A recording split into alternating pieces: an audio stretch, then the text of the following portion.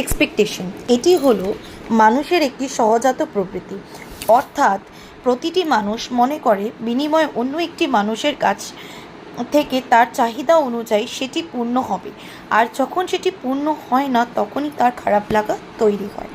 উদাহরণস্বরূপ, একটি মেয়ে বিয়ে করে সে যখন শ্বশুরবাড়ি যাচ্ছে, সে প্রথমেই আশা এবং এক্সপেকটেশন করে নেয় সে সেখানে অনেক কিছু পাবে। যেমন তার মা তাকে ভালোবাসতো, সেরকম ভালোবাসাই হয়তো শাশুড়ি তাকে দেবে। অথচ সেটি যখন সে পায় না তখনই খারাপ লাগা তৈরি হয়। সে যদি প্রথম থেকেই কিছু না পাওয়ার আশা নিয়ে যেত শ্বশুরবাড়ি, তখন কিন্তু তার কাছে সেটি যেটি পাচ্ছে সেটি অনেক বেশি মনে হতো, অর্থাৎ খারাপ লাগার ব্যাপারটা থাকতোই না। একই রকমভাবে একটি শাশুড়ি তার বৌমাকে যদি নিজের মেয়ে মনে করে তার